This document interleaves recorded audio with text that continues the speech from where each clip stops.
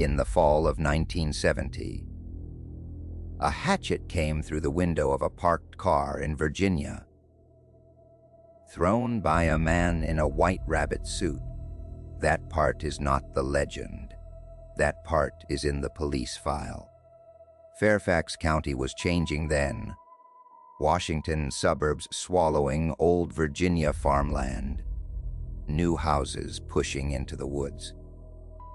But around the little town of Clifton, the back roads stayed dark, and on one of those roads stands the bridge.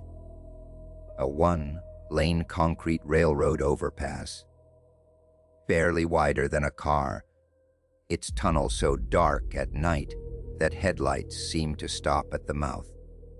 On the night of October 19th, an Air Force cadet and his fiancée parked in a field off Guinea Road, just up from the overpass, with the engine ticking and the radio low. The cadet caught movement in the mirror, something white, coming fast across the grass. He had time to say one word. Then the back window exploded inward. Glass rained over the seats, and something heavy thumped onto the floorboard. A hatchet. Outside. A man was screaming that they were on private property, that they were trespassing. They swore to police. The man wore a white suit with long ears, a rabbit costume, head to foot. The couple sped off with his hatchet still in the car. The police kept it as evidence. It made the Washington papers. Man in bunny suit sought. Detectives had a weapon, 2 steady witnesses, and no suspect. 10 days later, he came back. On the night of October 29th, a construction security guard named Paul Phillips walked the porch of an unsold house on Guinea Road and found a man already standing on it. The man was young, tall, and dressed in a gray, white rabbit suit. He was swinging a long, handled axe into the porch post, slow and steady, like a man chopping firewood. He spoke to the guard without stopping his swing. "All you people trespass around here," he said. "If you come any closer, I'll chop off your head." Then he walked off the porch and into the tree line and was gone. Police combed the woods with dogs.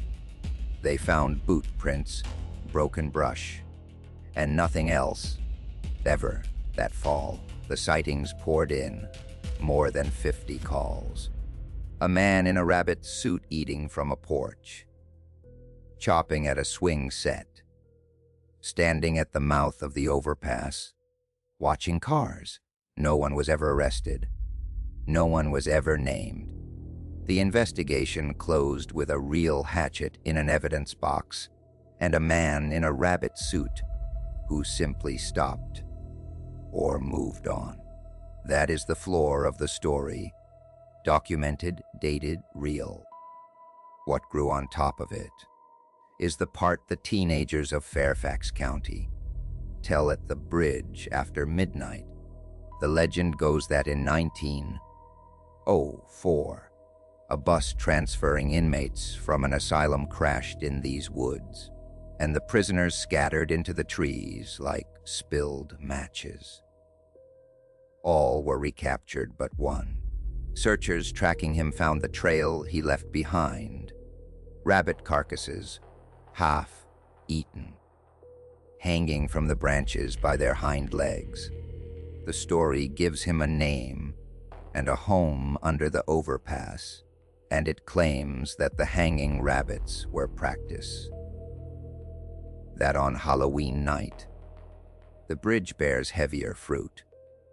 Teenagers who dared the tunnel on Halloween, the legend says, were found at sunrise, hanging from the bridge.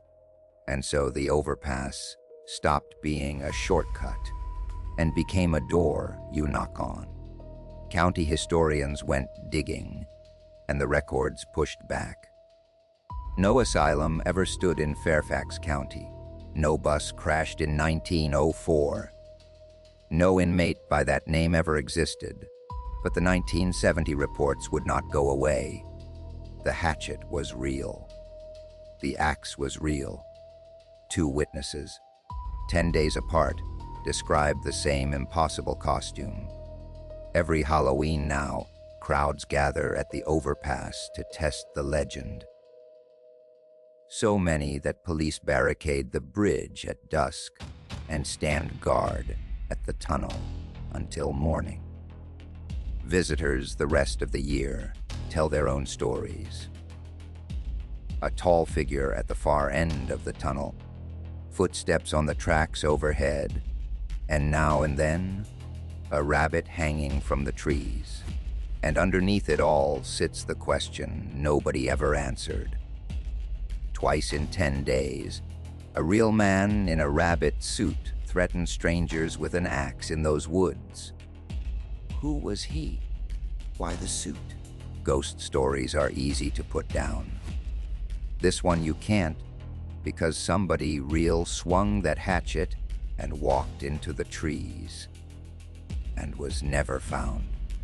The legend is only asking where he went.